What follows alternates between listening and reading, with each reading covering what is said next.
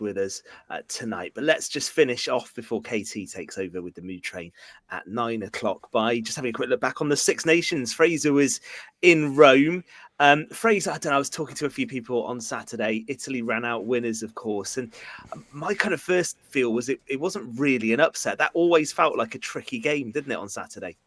Oh, I think you're correct. It wasn't an upset, and I will talk seriously now, Ben. It was actually a very good vantage point on Saturday. It was behind the posts, and I don't think television pictures would have done justice to just how poor and how clueless Wales were at attack.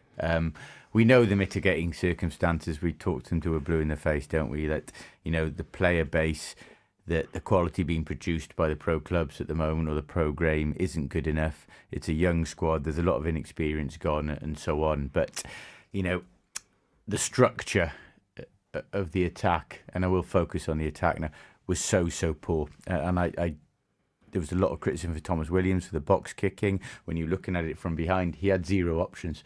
Options out left, options out wide. When we did get the ball and go out wide, it did just smack of making it up on the hoof, you know, and it does baffle me how he can so little in place with ball in hand. And this picking, continuous selection of Ben Thomas, and I don't want to put blame on him.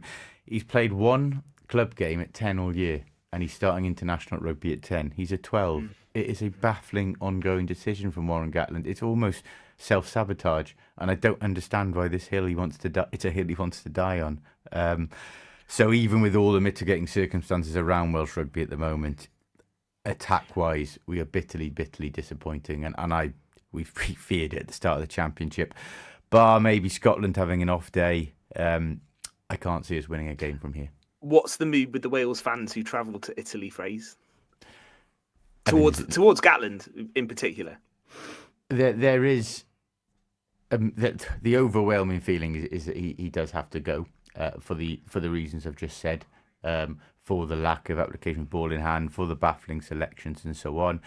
The only disputes is whether you do it now or at the end of the championship. Now, business logic, and this falls on Abby Tierney, the CEO, who actually rejected his resignation at the end of the last Six Nations, which would have saved the WRU a considerable payoff at a time they're cash-strapped. She insisted he stayed on. Since then, Wales have lost a further 8 tests in a row. It was 6 before that. And we've gone backwards, not forwards. And now they're in a situation where they can't sack him mid-championship. Makes no financial sense because they're liable to that massive payoff. Yeah. So the feeling is that at the end of the championship, he should go. There's no one realistically saying do it halfway through because of that financial situation and the fact that the lack of a coach immediately available. Would you agree, Gordon? Would you agree with that? Because Gwyn Jones, former Wales captain, has said it's untenable. Would you say you can't do it now? He has to see the tournament through. Fraser's just pointed out the connotations there. I mean, it's the money issue is the problem. That's the biggest hurdle. And I think Gatland knows himself, having put in his own resignation, he can't take this country any further with what he's got. So, all in all, it's a sad time for Welsh rugby. The whole structure needs to be looked at and seriously sorted out. It's not an easy way to get round it. But it just baffles me how professional rugby players cannot think on their feet themselves. They just coach so much. They're kicking away possession all the time. I know it's Gatland. He's always done that. He likes to kick for territory. When you're kicking the ball away, you're losing possession straight away. Wales have never played that type of rugby. We have under Gatland, yes. But when I was brought up in school, yes, that's a long time ago. It was a 15-man game. You know, the game has changed a lot. Obviously, it's more physical and there's bigger players. But we should never be where we are at this moment in time. In fact, we're below Georgia in the world rankings now, and that's official. We were only talking on the show a few seasons ago, should Italy be in the competition? Now we quite rightly say, should Wales be in the competition? It's very sad. The sooner it gets sorted out, with Gatland gone and the structure of the WRU a lot clearer, and a new coach in with different ideas.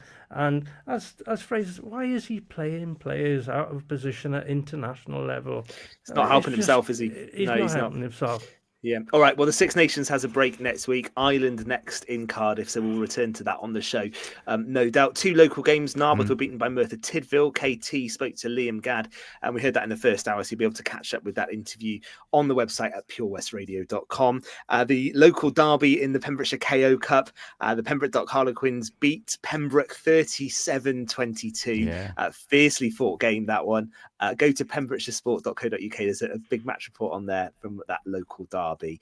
So that was a good local match where things didn't go great. Fraser, apart from the on-the-field performance, you enjoyed Rome? Very good, Ben. Some stories left untold on air, but great away trip, great weekend. I've seen the social media pictures, Fraser. I think you got stuck into the local cuisine, didn't you? Yeah. Don't escape anything these days, do you? Listen, chaps, really enjoyed it. We've got to go because KT is standing by to take over. The Moo train is on the way. We'll be back next Monday from 7 on Pure West Sport. Good night. Pembrokeshire College, Coleg Seben.